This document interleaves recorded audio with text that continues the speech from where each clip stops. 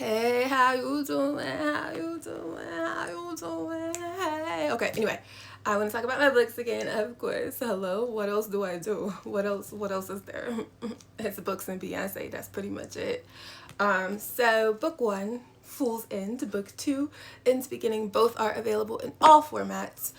Quick word of caution. If you are an audiobook person, I recorded my audiobooks myself, and so if you are listening to me speak right now and you're like, I absolutely abhor her voice, me too, babes, me too. But I did record my books myself, and you can kind of hear that my throat clicks, my jaw clicks, like if you can hear that. If it doesn't bother you while I'm talking here, it sounds just like this on the audios. Book 1's audio, I think I tried to enunciate my words a little bit better because I know that I have a lisp, and I know that it can be annoying for people who are sensitive to sound like myself.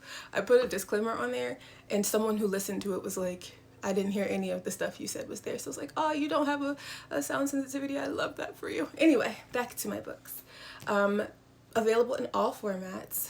You just got my disclaimer about audiobooks. I feel like if you really like good stories, you will really like my books. And I guess I can give you a little bit of the synopsis. I feel like this is something that becomes a bit redundant if you watch my content, so I do apologize about that. But honestly, I think I'm the only person who watches my content. Like, good thing I've always been the stalker of myself, because I'm pretty sure I'm the only person who ever pays attention to literally any of my content. So anyway, book 1. This series is titled A Lesson in Forever. It is a dual love story, and it is full of feels. So book 1, it is singular point of view, and the primary character is the FMC. Her name is Leilani Grander, and Leilani wakes from what she knows was her intended murder, and it was on the night that she was reconnecting with Rhylin, the absolute love of her life. So her story is a second chance romance, and within that second chance romance, there was no reason for her to really break up with him outside of the fact that she is afraid of commitment. Girlie, she can't get jiggy with it. She was afraid, and so she wakes up from what she thought was her intended murder, and she's confused. She doesn't remember anything, and because it happened on the night that she's reconnecting with Mr. Man, she don't know what's going on. She's a bit confused. She's like, excuse me, how come I woke up by myself when I was with all you Negroes? And so it goes through the after of this thing on my head. I feel like a sunflower. Anyway, it goes through the after of her waking up that way, her dealing with them responding in a way that was not expected. She's like, hey, so I woke up by myself. Like, her sister picks her up from where she got picked up from, and she's like, her sister's just like, oh, you look a mess. But it's not like, hey, what happened? And then when she tells her what happened, she's like, I need to sort through it, I need to figure it out. But then she also feels like there's like a weird energy there. And so she feels a weird energy with the 3 most important people to her outside of her parents: her sister, her sister's man, who happens to also be like her best friend, and then Mr. Man. And so she goes through this whole book a bit anxious, questioning things, and little flashes from the night are coming to her, and she's just thinking like, something isn't right here. But like, I know that these people can't possibly do this to me, but also, did these people do this to me? But also, like, what? So it's that kind of thing. So there is that layer of suspense. You do find out who done it at the end of this book.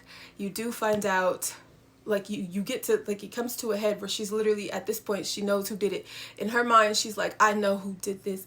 I know what's going on. Da da da da.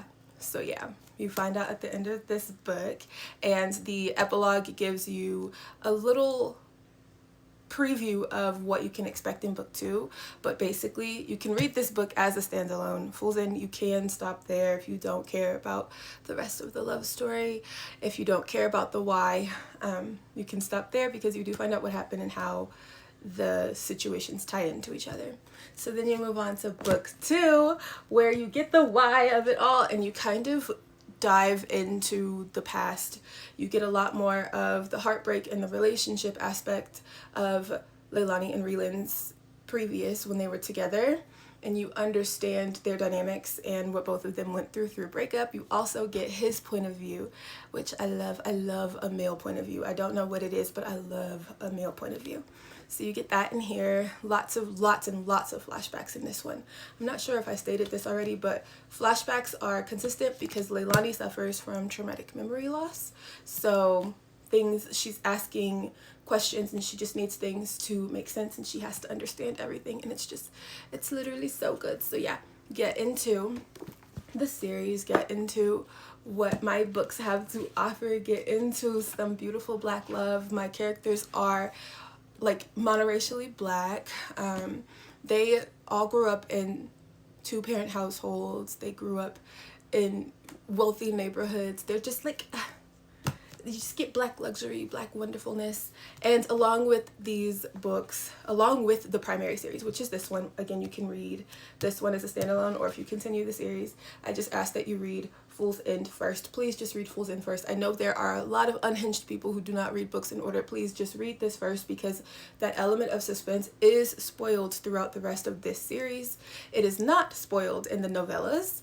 The Reliving novella and Steaming Snow and Morning Dew will both be available this year.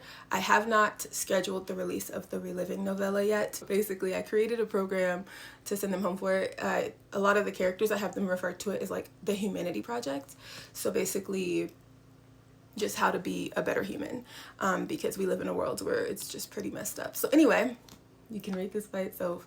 The Reliving novella, I'm doing a little tweaking with it, but Steaming Snow and Morning Dew is the spicy holiday novella with these characters. You flash back to a period of time when Leilani and Raylan were still together pre-breakup, because these books are 12.5 years post-breakup when they are in their second chance, so they're still in the throes of love.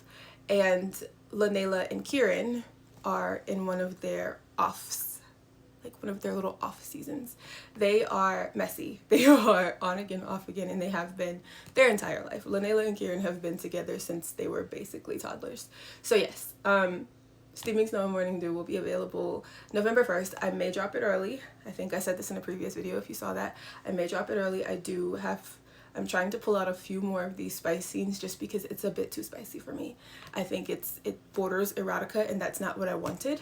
So I'm trying to pull a few of those scenes, get some final edits done, and I'll record the audio. But it's a novella, it's pretty short, so I should be able to knock it out and get it out early. I thought November 1st was a good enough time to release a holiday novella, but people are like reading holiday novellas already. So yeah, anyway, get my books. Very excited about this. I really hope that you guys get into my story. I just think that if you like Black books by Black women and Black characters and Blackness and living in black and blackity black, then you'll like my books. So thanks. Okay, that's all. Okay, love you, bye.